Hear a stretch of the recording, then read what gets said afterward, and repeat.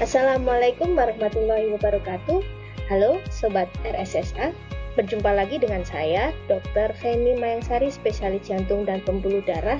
Di kali ini kita dalam podcast OSKAP, obrolan seputar kesehatan kita bersama. Nah, kali ini ada yang spesial di bulan September ini. September ceria adalah waktu di mana kita akan memperingati PAD Awareness Month. Apakah itu PAD Awareness Month? Jadi pada bulan ini kita akan memperingati kewaspadaan terhadap penyakit peripheral arterial disease atau PAD.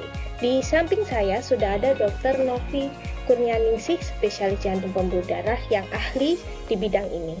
Apa kabar Dr. Novi? Baik, alhamdulillah, terima kasih Dr. Feni dan sobat sehat semua. Iya, terima kasih dokter sudah menyempatkan ke sini. Nah, kita mau bincang-bincang santai ya mengenai awareness ini ya. Jadi mungkin banyak dari sobat-sobat semua yang belum tahu PAD ini apa sih, Dok? Dan kira-kira kenapa PAD ini penting untuk kita ketahui, Dok? Ya. Jadi kalau PAD dalam bahasa Inggris kan peripheral artery disease. Nah, dalam bahasa Indonesia dan bahasa awam ini artinya penyakit pembuluh darah tepi. Jadi semua penyakit di pembuluh darah kecuali pembuluh darah jantung atau koroner dan pembuluh darah aorta. Jadi selebihnya dari itu adalah masuk dalam penyakit pembuluh darah tepi. Tapi pada kesempatan kali ini ya mungkin PAD awareness sebenarnya bisa lebih luas Dr. Feni, cuman sekarang kita fokuskan hanya pada penyakit pembuluh darah yang ada di pembuluh darah kaki. Oh, kaki, betul. Pembuluh darah kaki ini termasuk penting juga ya, Dok.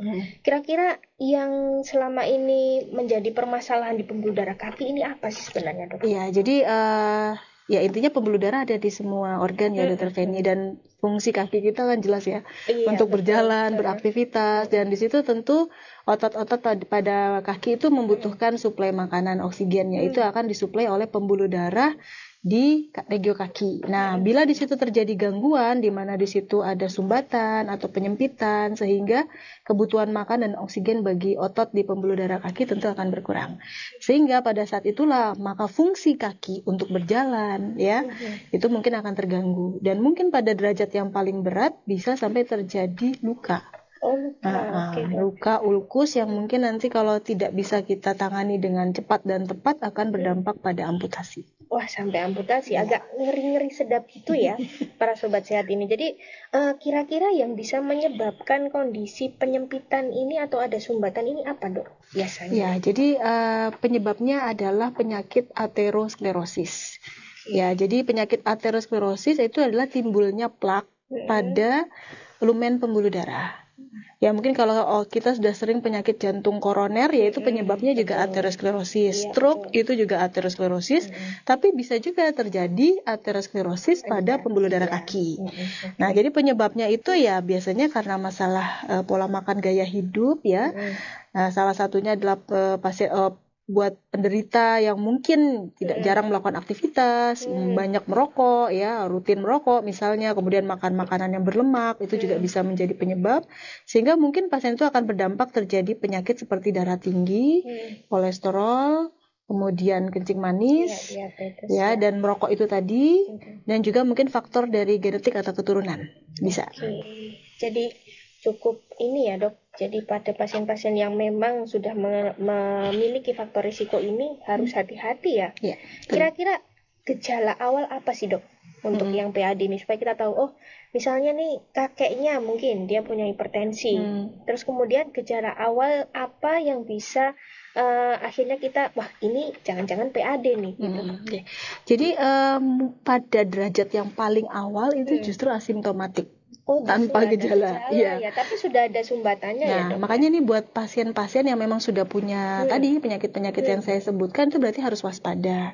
Kita biasanya akan melakukan semacam pemeriksaan general check up atau screening ya, sehingga kita bisa mendeteksi lebih dini supaya dia tidak berkembang pada yang kondisi yang lebih berat. Pada derajat yang lebih berat mungkin sudah mengganggu aktivitas berjalan. Ya, jadi umumnya sakit ya, Dok, ya. Jadi kalau dia buat jalan gitu, dia terasa nyeri, kebas ya, kemudian akhirnya sampai pasien tersebut harus menghentikan jalannya, nyerinya hilang baru jalan kembali. Jadi tentu saja aktivitas berjalan atau berlarinya akan sangat terganggu. Makin lama bisa makin berat ya dok, maksudnya semakin jalan pendek aja makin nyeri gitu ya dok? Iya, mungkin kalau di usia produktif, kalau jalan 5 meter harus berhenti kan ya, atau 10 meter harus berhenti, tentu akan sangat mengganggu aktivitas ya. Kemudian pada derajat yang lebih berat lagi, akhirnya tidak hanya pada saat aktivitas, Dr. Feni. Jadi pada saat istirahat saja sudah terganggu, apalagi aktivitas, itu pada derajat yang lebih berat lagi. Ya, jadi pada situasi itu pasien tersebut akan sangat menderita, di mana dia akan mengeluh nyeri kaki, terutama pada malam hari, Dr. Feni. Karena pada malam hari kan kaki cenderung terlentang ya. Jadi di situ makanya suplai oksigen akan lebih sulit untuk mencapai ke ujung-ujung kaki, sehingga justru semakin nyeri dan sangat mengganggu tidur pasien tersebut. Nah, derajat yang lebih berat lagi, kalau tidak segera diperiksakan ya dan dikelola dengan baik, biasanya mulai terbentuk luka kecil, tapi lama-lama dalam waktu cepat dia akan menjadi luka yang besar dan dalam. Nah, di mana luka tersebut kalau terbuka menganga, tidak nyaman bagi pasien, resiko infeksi, nyeri ya, kemudian juga mungkin secara psikologisnya juga pasti akan tidak pede ya. Kemudian juga yang paling berisiko adalah kalau kondisinya sudah berat sekali, sudah terjadi gangren, kakinya mati sehingga harus diamputasi. Bahayanya ya, pasti ya, berarti termasuk di jantung juga, kalau ternyata di kaki mengancam jiwa juga ya dok, kalau sudah sampai amputasi ya. Terus kemudian dokter, ini kalau nanti pasien sudah ada keluhan seperti itu kan disarankan untuk memeriksakan lebih lanjut. Itu kira-kira nanti pemeriksaannya apa saja dok untuk yang PAD ini? Ya, jadi kalau kita masih dalam tahap yang tanpa gejala tadi ya Dr. Feni, mungkin kita akan melakukan anamnesis, pemeriksaan fisik dan pemeriksaan ankle brachial index. Jadi kalau kita ke dokter kan taunya di tensi satu tangan ya. Padahal sebenarnya kita bisa melakukan pemeriksaan tensi pada 4 ekstremitas, yaitu 2 tangan dan 2 kaki. Kemudian kita bandingkan tekanan darah di kaki dan di tangan. Seharusnya rasionya itu tidak boleh kurang dari 0,9. Ya, jadi kalau misalnya itu terjadi rasio kurang dari 0,9, di mana tekanan pembuluh darah di kaki jauh lebih rendah dibandingkan di tangan, berarti kita curiga nih ada gangguan aliran ke sana. Ya, itu kadang-kadang sudah mulai terdeteksi walaupun tanpa gejala. Kemudian pada derajat yang lebih berat tadi ya mungkin akan lebih jelas lagi dengan pemeriksaan ankle brachial index. Kita bisa lanjutkan juga dengan pemeriksaan imaging. Ya, jadi pemeriksaan imaging paling sederhana USG. Ultrasound. Ya, jadi ultrasound bukan hanya ibu hamil nih. Jadi di jantung juga. Nggak cuma di jantung ya. Bisa juga di pembuluh darah. Kita bisa susuri aliran darahnya lancar apa tidak. Kemudian dindingnya seperti apa, itu bisa. Kemudian kalau ingin lebih jelas lagi, kita bisa lakukan pemeriksaan CT scan, pembuluh darah atau MRA. Nah, jadi di situ kita bisa lihat betul gambaran dari pembuluh darah tersebut, ada gangguan dindingnya seperti apa, klasifikasi, ada penyempitan akan terlihat dengan jelas. Dan kalau kita ingin lebih jelas lagi, maksudnya kita melakukan pemeriksaan dari dalam nih ya. Nah, senior ya, dan gold standar ya. Itu kita bisa lakukan pemeriksaan angiografi. Bedanya kalau CT scan atau MRI kita semprot kontrasnya kan dari vena luar ya. Kalau ini kita langsung semprot kontrasnya pakai kateter masuk ke dalam pembuluh darah yang ingin kita lihat. Ya, dan bila memang terjadi gangguan, mungkin bisa kita lakukan suatu intervensi kalau kita lakukan secara invasif tadi dengan angiografi. Dan alhamdulillah semua pemeriksaan ini bisa dilakukan di Saiful Anwar. Sudah mantap sudah.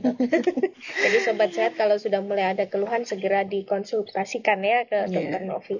Terus kemudian dok, mungkin kalau seandainya ada pasien-pasien ini dia sudah ada keluhan nyeri, biasanya kan orang kita itu, terutama orang Jawa itu suka banget pijet ya dok ya. Itu kalau misalnya udah nyeri, wah kayaknya pegel-pegel nih kaki, padahal sebenarnya PAD sudah ada sumbatan. Itu kalau misalnya dia langsung datang ke tempat pijet gitu untuk mengurangi nyerinya gitu, kira-kira aman nggak dok? Kira-kira nggak akan ada perubahan. Kalau memang, jadi kan kaki itu kan nyeri itu bisa dari saraf, bisa dari otot, bisa juga dari pembuluh darah. Nah, kalau memang penyebabnya dari otot, mungkin pijet bisa jadi solusi ya. Betul. Jadi ini merupakan tanda sebenarnya. Jadi kalau pasien dipijit ternyata nggak ada perubahan, tetap nyeri, wah ini berarti penyebabnya bukan dari otot, mungkin bisa jadi salah satunya dari pembuluh darah tadi. Berarti nggak ada kemungkinan makin menjalar atau sumbatannya makin enggak sih kalau enggak, pijat ya? enggak. Masih aman ya. Aman kalau pijat ya. Cuman kalau sudah memang nyerinya nggak hilang, berarti tanda-tanda kemungkinan pembuluh darahnya ya, Dok. Harus dicek lagi Oke, ya. Dok. Mungkin terakhir kalau nanti kita sudah terdiagnosis nih, Dok, sudah ada PAD. Kemudian tata laksana apa sih untuk pasien ini, pasien-pasien dengan PAD ini? Nah, ini kan tadi penyebab, kita harus mengobati itu pasien dari penyebabnya, Dr. Feni. Ya, jadi kita nggak bisa cuma buka sumbatannya, kemudian kita balon, kita ring. Kita harus atasi dari penyebabnya, dan tadi penyebabnya sudah disampaikan adalah masalah gaya hidup ya. Nomor satu, faktor resiko tadi diabetes, darah tinggi, kolesterol itu harus dikontrol. Rokok harus berhenti. Nah, itu. Kalau misalnya itu nggak dikontrol, ya kita nggak akan tuntas dalam mengobati pasien tersebut. Masih bisa recurrent datang lagi ya, Dok. Jadi kalau misalnya itu sudah dikontrol, kita kemudian kalau memang derajatnya sudah termasuk derajat yang berat tadi, sudah terbentuk luka, sudah ada nyeri pada saat istirahat, ya mungkin kita mulai mengkonsumsi berbagai macam obat-obatan, misalnya obat pengencer darah atau obat kolesterol atau statin ya, biasanya untuk menstabilkan plak-plak yang ada di pembuluh darah tersebut ya, dan termasuk obat-obatan untuk memanajemen faktor risiko tadi. Ya, kemudian kalau misalnya dengan obat-obatan nih masih belum berhasil, salah satu treatment tambahan itu adalah bidangnya Dr. Feni ya. Jadi exercise walking pada kasus yang memang pasiennya masih bisa jalan. Ya, betul, nah, kalau pasiennya yang luka-luka ulkus yang resting pain tadi kan nggak bisa tuh Dr. Feni. Nah, jadi kalau misalnya masih dalam bentuk nyeri pada saat berjalan, itu bisa dikirim ke pusat rehabilitasi kardiovaskuler. Kita akan langsung lakukan exercise untuk meningkatkan pembuluh darah kolateral, bukan untuk membuka sumbatan. Jadi sehingga terjadi neovaskularisasi, pembuluh darah halus muncul sehingga aliran darahnya lebih rame, suplai makannya lebih cukup bagi otot di kaki. Ya, tetapi pada derajat yang paling berat tadi yang udah ada luka, sudah nyeri hebat pada saat istirahat, ini nggak bisa kalau jalan kan. Nah, pada saat situasi seperti ini dibutuhkan tim. Ya, multidisiplin. Kenapa saya bilang multidisiplin? Nah, kita nggak mungkin hanya membuka pembuluh darah saja tanpa mengontrol gulanya. Iya, betul. Nggak mungkin lukanya disembuhkan tanpa dikerjakan oleh rekan sejawat dari mungkin teman-teman dari bedah atau bedah plastik ya. Dan tentu saja yang paling penting adalah masalah membuka pembuluh darah. Nah, membuka pembuluh darah sekarang sudah bisa dengan dua cara, Dr. Feni. Yang pertama, bisa kita kerjakan secara endovaskuler. Jadi tanpa operasi. Jadi kita masukkan kateter, balon. Mungkin kalau pernah dengar pasang ring di jantung ya. Ini pasang ring. Ya, kira-kira di balon atau dipasang ring di kaki. Jadi lewat dalam. Dengan alat canggih kita bisa melihat pembuluh darah, kemudian kita masukkan kateter, selang dan sebagainya, kita balon, kita pasang ring kalau memang indikasi. Kemudian ada juga kasus di mana sudah nggak bisa lagi nih untuk dibalon atau dipasang ring ya. Endovaskular, mungkin pembuluh darahnya terlalu panjang, sumbatannya, kalsifikasi.